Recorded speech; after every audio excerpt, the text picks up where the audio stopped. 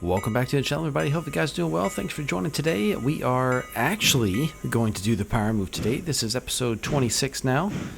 And here we are heading east out of Dillsboro Yard. We've got our C46, number 12, heading over to Bryson, where it's going to have its home terminal. Got SW1, number 10, going to change that paint scheme later. Jeep 9, number 9, going to change that paint scheme later. Old wooden caboose. And I think that's the T22, the 10-wheeler. I think that guy is heading over to Whittier, if I remember correctly. Could be wrong on that, but that's what I think. That's where I think I took him. And then, of course, we got our pulpwood cars heading over to East Whittier because they need to be loaded. Conley Creek is going to have some work to do. I went ahead and also bought up to 60 pulpwood cars now. That way I can run 3 cuts of 20 so I can serve all of Silva at Tier 5. I like to run cuts of 20 because that lets me have, or 3 cuts of them. That lets me have 1 cut being unloaded, 1 cut in transit, either to be loaded or to be unloaded, and then 1 cut being loaded. So that way I've always got one that's on the way each day. It makes it a lot easier to get stuff shipped. Depending on traffic flows and whatnot, I might eventually make that become a 4th cut, but I don't think I'm going to make a 4th cut because I don't really think I need it. We'll find out when the time comes around. So the funny thing is, I've actually got a lot of trains are just sitting around waiting on this power move. So I had to go ahead and just get it done. I think it was like 3 separate trains sitting here waiting at different control points there on the route. So yeah, lots of stuff that needed to get on its way. A lot of cars bound for Silva, getting most of the work for the day done. But yeah, that's what's been going on in Railroader. Getting ready for our next multiplayer session. I would like to have that go on this Sunday night. We'll see. That's at least a plan for now. Got it cleared with the HR department, so should be good to go for the most part. Pretty excited about that. Here we are coming east out of the Cowie Tunnel.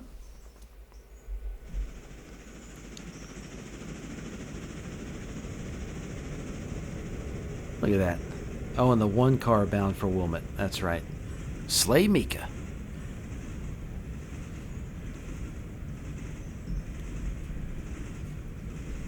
Not bad. You can see me on the map there, just kind of getting things situated for these different trains so I can get everybody rolling through here. Then, of course, I realized my problem is that I've got all these cars sitting over at Barker's. I haven't bothered to pick them up yet, and that's actually been quite a thorn in my side, but we'll get that figured out at some point. Life will go on. I do have CTC on the entire route here, but when I'm doing single player, I usually just keep it in ABS mode. That actually might start changing if I get another mess like this, where I've just got, a billion switches to throw. I might go back to doing that on the CTC board, even in single player. We'll see. So right now, the plan is to get the C46 there in front and the SW1 over to Bryson, as well as Jeep 9 over to Bryson. So I want that Jeep 9 to be the locomotive that runs my local out to Nantahala, since I am opening that part of the route up here very soon. The SW1, I'm sending over to Bryson to help whenever we take cuts of cars up to Walker, because I'm going to start pulling pulpwood out of Walker. Well, at least once we get Andrews opened up, which Andrews will be coming eventually. Get Nantahala opened up and kind of get a feel for what the heck is even going on with Nantahala. And, then, yeah, we can go from there. So we'll see. But I'm pretty sure that once I get Nantahala settled, get a few days going, figure that local out, I'll definitely be ready to open up Andrews. So that'll be a good time. And I guess the comment about the pulpwood cars and Barkers must have been future me speaking. I must have had a fever dream of some sort. That's funny. I may or may not be actually recording this one after the fact. I've never actually done that before, but I had to do it this time because I was in a situation where I needed to get the episode shot, but I didn't have the ability to speak. There's a lot of background noise, and I wasn't going to be able to get away from that for a couple of days in the situation I was in, so I was like, you know what, I'll just shoot it anyways, and for once, I'll do the voice on the back end. And so this is what we get. This is me making comments about things that happened in the past that I've already changed, and it's just kind of funny because a lot of the stuff I just told you about where these locomotives are going, it ended up changing. That's okay. I'm going to let you guys figure that out in time. I'm not going to tell you right now. No spoilers. No spoilers. I decided, I can say this in live because I remember making this decision, but I decided I'm going to Dutch drop, fly switch rather, these cars into Barker Spur. So that's why we dumped the Fusey. Went ahead and cut the cars off, and we're going to let them roll right in. Hopefully I don't mess it up. Wink, wink.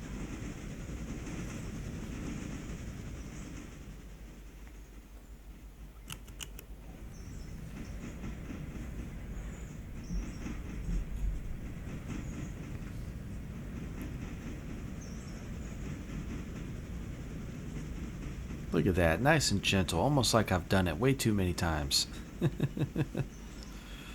Barker's Creek. Love it. Just, where's the creek at? Ooh, see, I just barely almost messed that up. That would have been sad, but funny at the same time. I would have definitely had to laugh at myself. Yeah, devs, where's the bridge at Barker's Creek, huh? I want to see it. I want to see it. At least a culvert or something. Can't call it Barker's Creek if there's not a creek. Just kidding. You can. I'm not that obsessive over things. And I know eventually they'll get more work on the scenery. Would love to see a few more bridges here and there.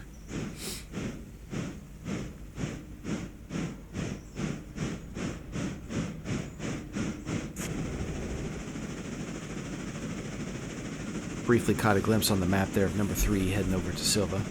That entire train essentially originated in Bryson and has worked its way all the way across the route, picking up cars for the interchange. That's going to be a fat bill when that gets paid. That'll be nice. Right now, we're making, I think it was almost 25,000 a day, I think. Maybe 30,000 a day in freight and passengers. I think that's too much. I think it's more like 25,000, but it's a lot. It's a lot. It's good. I mean, considering I have a loan of like $350,000, I mean, it makes sense that I would make, $25,000 to $30,000 a day. But doing one day here takes 7 to 10 hours of actual real time. That's a lot. I might have to keep the SAE to just multiplayer from this point on. Man, it's single player is fun, but it is wearing me out. I recently operated on a friend's layout and ran the local to Nantahala from Appalachia Junction. Let me tell you, that was a run. All I had was a little mogul. We made it. I think it was delivering, 3 cars maybe. No. It delivered 5, but then I think I had to pick up in Nantahala and Hewitt and Wester. I had to pick up like 9 cars. So it was actually getting a lot of work on the way back to Appalachia Junction, trying to get up that grade on the east side of what is that? East side of Fontana. Yeah, that grade's pretty intense. Oh, which reminds me, when this train departed, actually, it was departing west. I'm pretty sure at the start of this video I said east. Ha! Silly me. West out of Dillsboro Yard. Sorry, it's late, guys, and I'm tired. It's all good, though. Definitely still enjoying the game, enjoying the challenges of balancing everything and figuring out, how much work is too much work. There definitely are some areas that I'm not very excited about switching from day to day, I will be honest.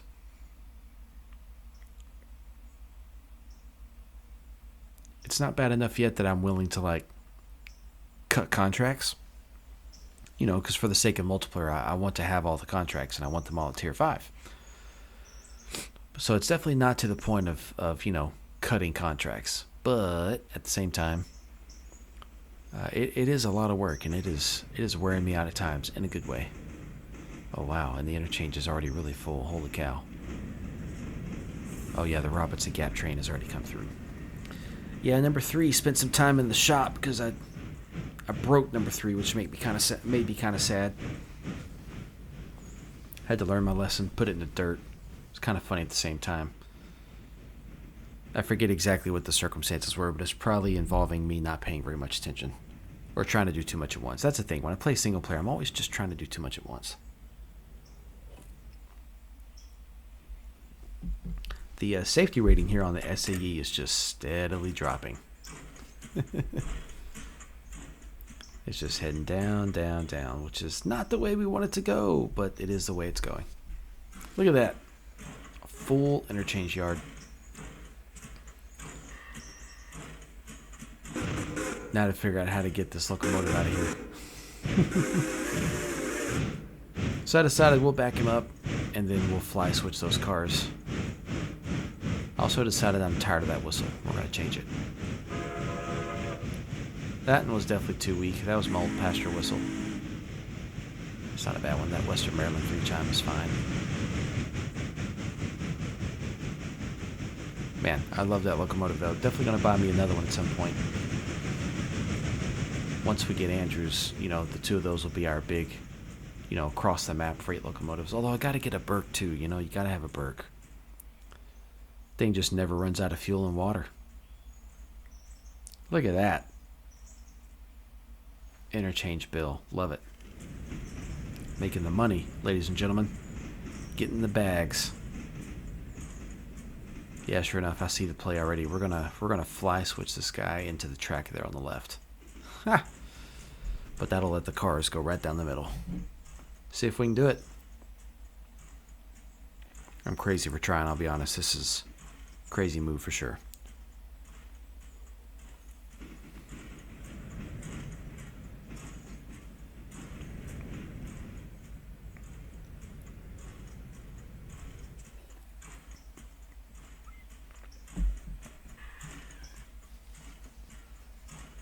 All right, I think we got it all lined up. Here we go.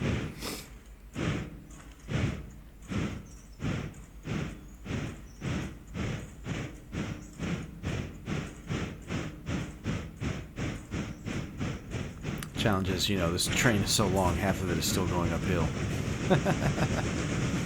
You can see as quickly as that thing accelerated, just how much work it was having to do. Alright, here's to hoping that whole cut has enough speed to make it over the hill and into the interchange yard.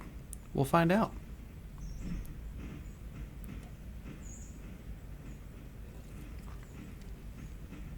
In the meantime, though, let's go see what's going on. In Wilmette, looks like we got the train to stop. That's good. We're going to have to go switch that guy out in here in just a minute. I was thinking about it a minute ago. I realized that I can just fly switch that one gondola into Slamika and pick up the one that's ready and then be done with Wilmette. Won't have to run a train back to it. I still like running the train to Wilmette from Whittier. It's really never more than 2 cars, sometimes just 1. It's honestly a great job for the little 10-wheeler. So I think we'll make that a staple feature. Plus, having the 10-wheeler around Whittier just helps whenever there's a ton of work that needs to be done. Having that extra loco just kind of helps give another crew an opportunity to help out with some moving stuff around. Yeah, because Whittier, if you remember from the last multiplayer session, Whittier gets busy. Everybody needs Whittier early in the morning when all the trains are ready to run, and it's a lot of pressure to get the job done. But hey, that's why it's fun. There's a clear challenge in front of you, and you've got to think quickly. I've been hearing, at least from everybody, that the multiplayer sessions are really fun, so I'm grateful to hear that. I enjoy them. I definitely want to get another person trained up on dispatcher too, so that way I can have the opportunity to drive a train as well. Although I really enjoy being dispatcher, but you know, it'd be nice to have the opportunity to put one in the dirt on someone. That'd be fun. It's my railroad, so I can get away with that, you know. Just kidding. Probably won't do that because I already do a good enough job in single player.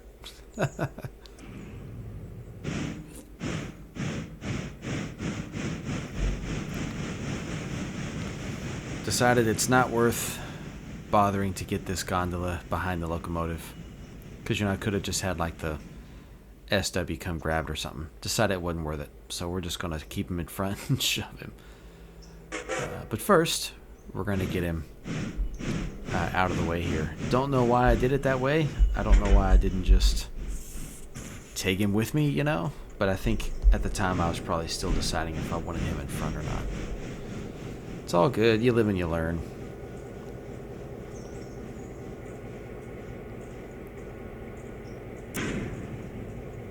Dunk.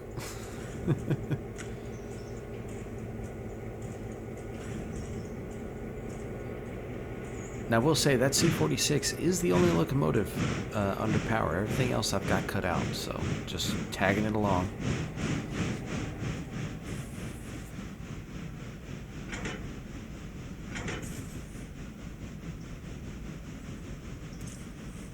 There we go, getting the fly switch done. Got that car isolated.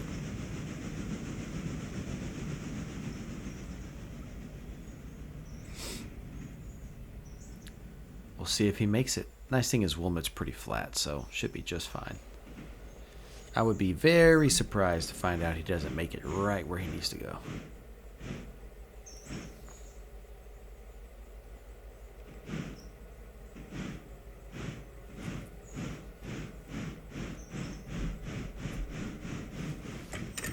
Yep, works like a charm.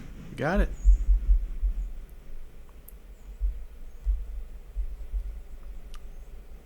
It's funny, the other day I was running the coal train to Robinson Gap, and I keep forgetting that when you run the coal train to Robinson Gap, if you're at tier 5, which I am, you're going to get so many cars that you're not going to always have enough space to switch it. And so I realized that what I need to do is I need to just use the Y in Appalachia Junction to back the train, turn the train, so you can then back it up in the Robinson Gap. And for the life of me, I can't ever remember to do this. I always forget, and it's just such a mess. I always get myself in the same mess. And actually, that's right. That's how I ended up putting number 3 in the dirt, was because I tried the fly switch. 27 coal cars, empties, at Robinson Gap, going like 25 miles an hour on a 15-mile-an-hour switch. That was dumb. So yeah, I deserved to put number 3 in the dirt. Deserved it for sure.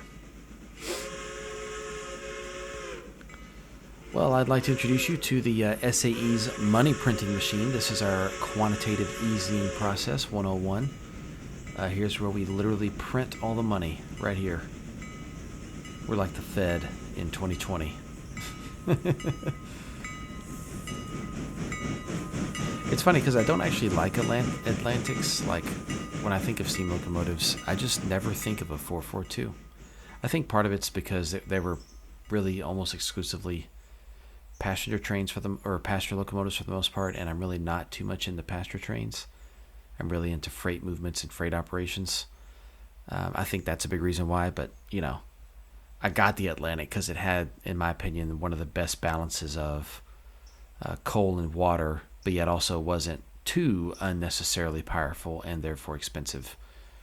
You know, my train's not big enough yet for the Pacific, the big one. I definitely will eventually get a Pacific that's big enough, maybe once we get to Andrews. Maybe even I run a passenger train with the Burke. That'd be funny. Completely unnecessary, but funny. But yeah, we'll see. I just, you know. Right now, I'm not stressing over those decisions too much. But I decided to roll with that Atlantic because it would satisfy what I needed at the time. And that's good enough. Oh, so I guess actually what I'm doing is, that's right. I'm actually leaving the gondola for an eastbound train to come pick up later. You know, sometimes I'm kind of smart. I think that's a pretty good move, actually.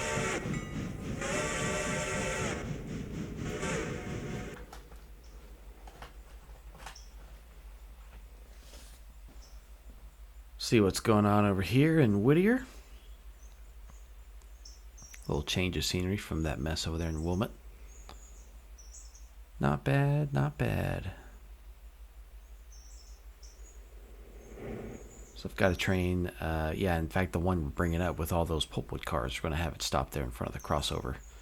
And then I'll probably just have it leave. What I was thinking was have it leave the pulpwood cars there. And then it could just keep on going while the Whittier crew comes out and grabs those pulpwood cars. They got to go to Connolly anyways. All these cars bound for Silva. Pretty sure a lot of those you just saw were some cars helping to open up the Nantahala line. And here comes the power move. Need one of those sound bits with like a 3-second musical sequence. Da-na-na. Just, not one that's copyrighted. Like the one I just sounded off.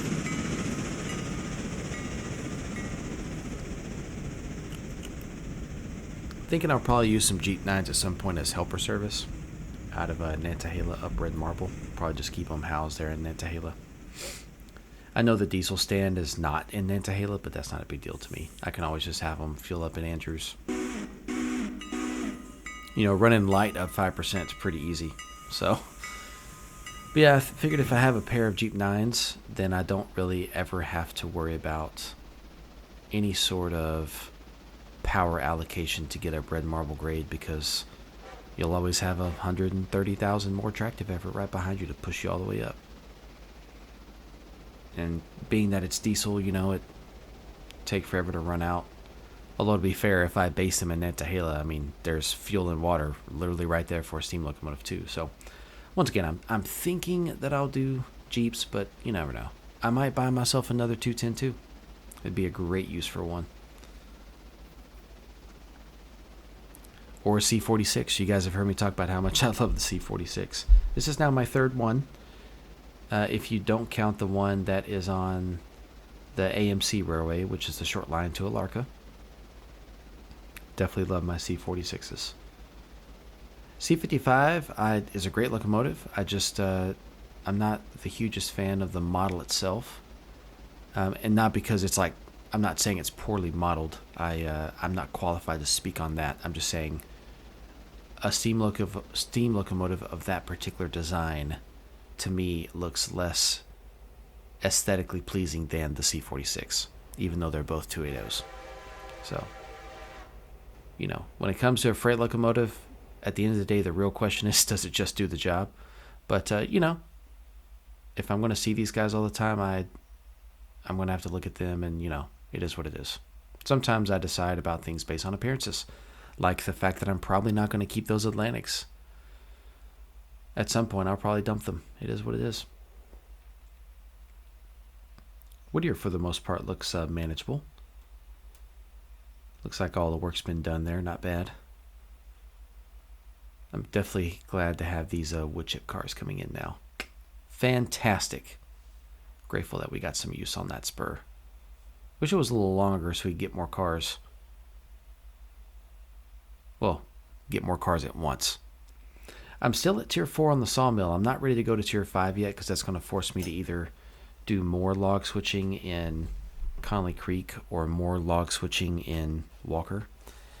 And quite honestly, since I'm still occasionally doing single player, I'm getting tired of some of like those grinds, I'll be honest. And it's okay for me to say that. It's okay for me to acknowledge that certain parts of this have become a bit of a grind. It's wearing me out. But at the end of the day, that's also the beauty of being able to adjust the contracts, which I love. If you're going to keep it in single player and some of that stuff gets tiring, well, yeah, you could just cancel contracts and you don't have to do as much work. And, if you get a compulsory car for like a house track or something, if you're willing to take the reputation hit, you don't even have to ship it. Just go tuck it away in a yard somewhere and forget about it. Obviously that'll hurt your reputation a little bit because your freight rating will go down just a little bit, but it is what it is. Trade-offs, right? But that's where I kind of go back to the dilemma. Like, since I want to use this for multiplayer without using sandbox, that was one of the key things, was I don't want to do sandbox. Then I've got to keep those contracts open, and I'm okay with that. It'll be all right. But I'll probably go ahead and just keep the sawmill at Tier 4, at least for now.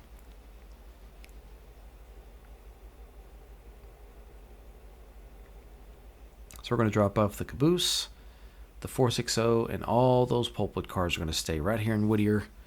That caboose will come the caboose 4, the Wilmot Dodger, as it's called, which we did run out of Dillsboro originally, but I changed my mind on it. Now we're going to run it out of Whittier.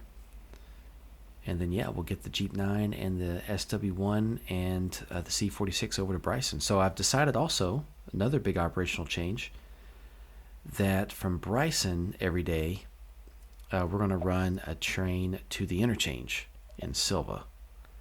And so it'll pick up any eastbound cars along the way. It can also do any switching that needs to be done in Ella. So we're going to route Ella cars over to Bryson Yard so that they're on the correct side of the locomotive when you get to Ella. Cut down on some of that work. So all in all, I think we got a good plan. Making some operational adjustments, refining some things, trying to get some balance.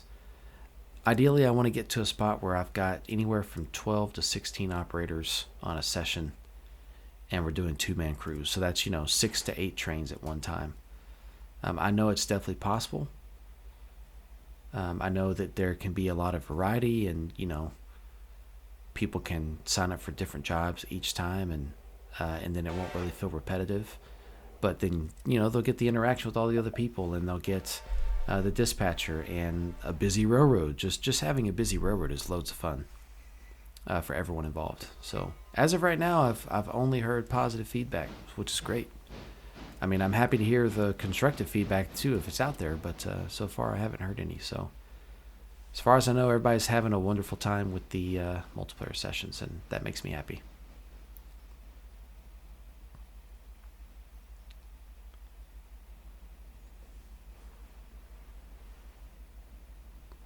Good times. Just trying to figure out what I'm going to do with my new 10-wheeler. So we decided we're going to bring him over and stock him up on fuel and water and stuff and get him tucked away.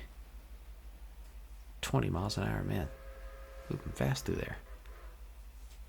I do like that T22. It's got a decent tender.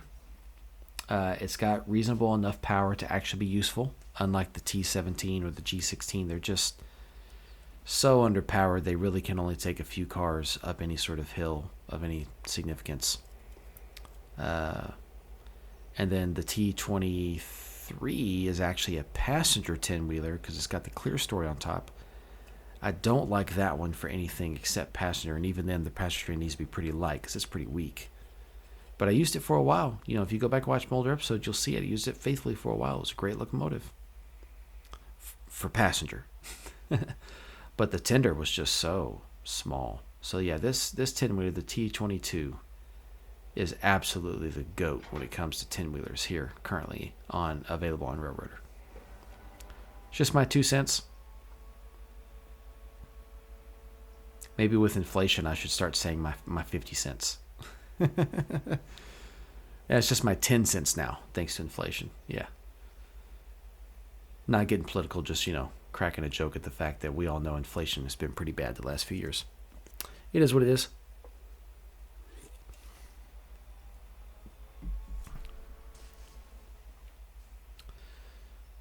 Let's see. Bringing the switcher back to these pulpwood cars. I changed my mind a lot on these pulpwood cars. So what I'm going to do is I want to cut you out of all the nonsense. I'm going to get you straight to the final solution. So the final plan here for this was we're going to take, there's 9 currently. Eventually, I'll get the 3 out of Barker's Creek and bring them back up, and I'll have 12. We're going to get 2 at a time and add those to my cuts of 10 to make them cuts of 12. Because up on Conley Creek, up at the pulpwood tracks 3 and 4, you can load 6 cars at a time on each one. So that's 12 cars at a time. And then the other 6 cars, we're going to number those off for either P2 or P1. I think I eventually did P2. And that's because I'm actually getting ready for a Tier 4 contract in Silva. And so that means I'm going to need more pulpwood cars because I'm going to need to deliver 14 a day now instead of 10. And then I went ahead and bought enough to have all 60 just so that when I get it up to Tier 5 and I need 20 cars a day, I'll have enough everywhere I need them. So that's the plan, at least for now. But this is my process of currently trying to add them here. This is where I stage cars once they're ready to go to Conley. I just make one trip. Going up is fine, but coming back down is a bit of a nightmare. It is what it is. But finally, episode 26. There's still plenty more episodes to go. Even if I eventually kind of cut down a bit on the single player, I definitely will continue to use the SAE for multiplayer because everybody's just having a ball. It's pretty well developed. I think my operating scheme is reasonable.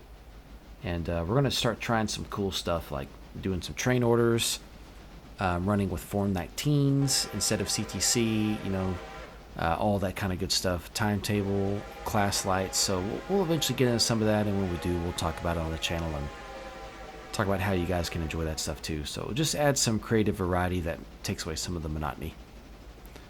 But this has been it for episode 26. Thank you all for joining. I hope you guys have enjoyed it. As always, it was a blast making this video. Just enjoy playing this game. It's a lot of fun. And I hope you guys enjoyed as well. Stay tuned for more if you want to see more. Next up, I definitely need to get my Trains 2019 video out on Elevation. It's like a build video / tutorial video. So stay tuned for that if you're into Trains 2019 and Trains 2022. Alright guys, we'll catch you all next time. Take care.